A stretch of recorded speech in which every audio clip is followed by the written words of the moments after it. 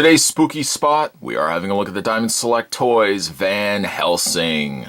Van Helsing comes with, he comes with a cross, he comes with a tombstone, and he comes with a vampire that's, it's missing some of the body. Down below, we've got a picture of Van Helsing, and spin around the side. That same image is featured on the side of the package as well. The back shows you what Van Helsing figure will look like, complete with the partial vampire. The read-up says, vampires, werewolves, zombies, and mutants. The world is full of monsters that lurk in the darkness. They prey on the good and decent, and they grow stronger on our flesh and blood. Someone must stand up to them. Someone must protect the night against the creatures who stalk it. Dr. Abraham Van Helsing was a scholar and a student of man, science, and nature until the day his family was taken from him, and he was set down on a different path. Putting his knowledge of biology, history, and theology to use, he deduced what had committed the crime and how to destroy it. Since then, he has roamed the world seeking out evil and eradicating it, so the other might enjoy the life he once had. This fully posable 7-inch action figure was sculpted by Jean St. Jean. To check out more, you can go to www.diamondselecttoys.com. And that being said, Spot's going to take a break. Going to get this opened up. And when we come back, we're going to have a better look at Vampire Hunter Van Helsing. There's more anyway, guys. Don't go anywhere. Stay tuned. Vampire Van Helsing comes with some accessories, and I say some. He has a lot of different accessories. Comes with a graveyard mound. There's a peg at the top there that you can attach him to, but some assembly required for the other pieces. He comes with a tombstone. It says Harker, and we can take that and peg that into place. You can see right away which pieces go where by the size of the slots that come included. So the cross attaches just like that. You do have to apply a little bit of pressure for it to get affixed. There we go. And you've got yourself a cemetery scene. Very cool. On top of that, you've got yourself a vampire. Now, I mentioned before, this vampire's got no body. It literally has no body. However, what you can do, you can move the arms at least. There's articulation also in the head. You can take the body and attach it to the base. And you got something that looks like that. That is so cool. So cool. Really, too, as well, if you, not to be mixing different toy brands, but I always say that Diamond Select does some of the best display stands for their figures. Theoretically, if you wanted to take the vampire out, you could have a pretty good display for something like a Jason Voorhees figure, just with the dirt mound and the cross, the tombstone. It would be a good look for a Jason Voorhees figure. That being said, well, actually, you know what? I shouldn't say that. Let's resume. Resume. Let's have a look at the vampire. Paint quite nice. They've even gone as far as to put a little bit of the dirt brown on her top.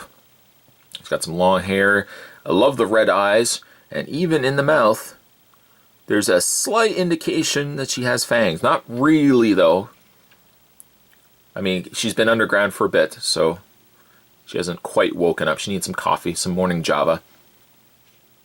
I love the rags, though, and the dark wash that they've put on the body again. A consistent sight with a lot of the movie Universal Monster figures. So there you have the display stand. Very cool. Speaking of cool, let's have a look at Van Helsing. Not to be confused with Hugh Jackman. As a Van Helsing we all want to forget about. A running gag on this channel is Van Helsing. I did all the figures, I think most if not all the figures from the movie. We had some fun, we laughed, we cried, we did a lot of crying. But we're going to the bare basics here, back to the original Van Helsing here. He has a lot of accessories. He has probably some of the most accessories I've seen on a Universal Studios Monsters figure. And as you can see, his backpack is adorned with different weapons. We're going to go through these individually. First things first, he's got some stakes. Although these stakes cannot be removed, they're affixed. they're attached. They're all sculpted in. But he does have and I'm guessing here, a musket. He has a musket, which it actually is still attached by its elastic band. There we go. Little musket gun, which you can take and put into his hand. There we go.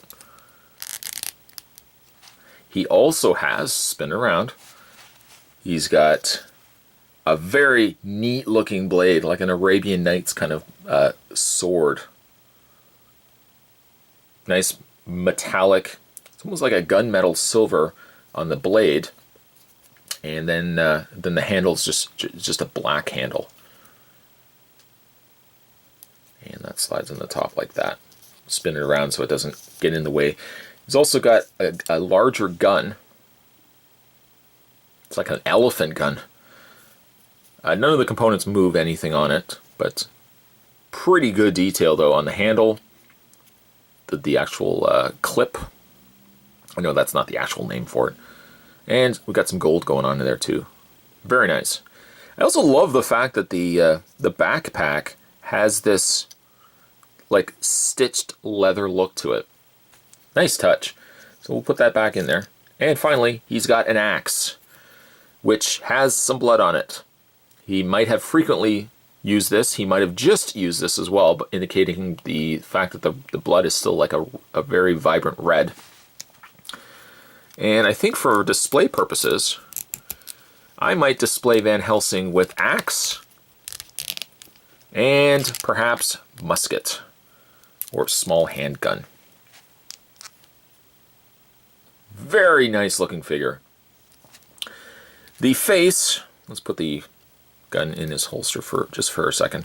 The face is good. It's not, I mean, you can't pinpoint it specifically, I would say, to one movie version of Van Helsing, because we've got like Hugh Jackman, Bram Stoker's Dracula. We had, trying to think of his name, Anthony Hopkins, thank you. So there's been Van Helsing's galore, Peter Cushing as well, Van Helsing. But this one I love that the handlebar, mustache, mutton chops look to him.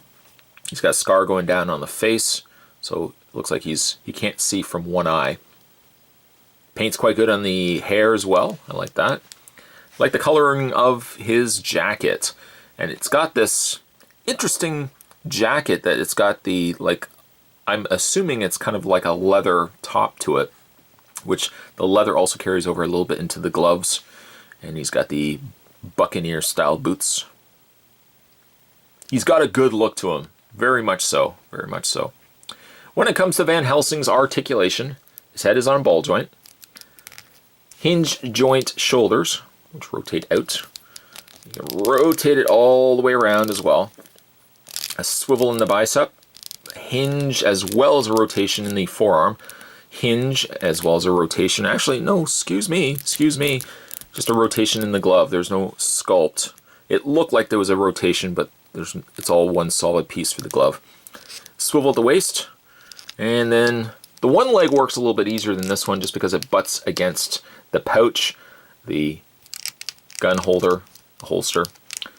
He has a swivel in the thigh, hinged knee, swivel also at the top of the boot, and a hinge in the foot. Here we go. This is now the third Universal Monster figure that we've looked at. This Spottober, we've already had a look at the Son of Frankenstein, and we also, of course, had a look at the Creature from the Black Lagoon. And while this one is not necessarily a monster, it is still a fantastic piece that I'm going to be adding every Halloween. I'll put this guy out along with the rest of the Universal monsters that we've been looking at. I'll put this guy against Dracula. We'll see who the better man is. Today's spooktacular Spot was having a look at the Diamond Select Toys Universal Studios, home of the original monsters. We're having a look today at Van Helsing. Stay tuned, guys. Don't go anywhere. Spot's going to have more spooky spots heading your way this month of October. Thanks for watching, as you always do. See you next time.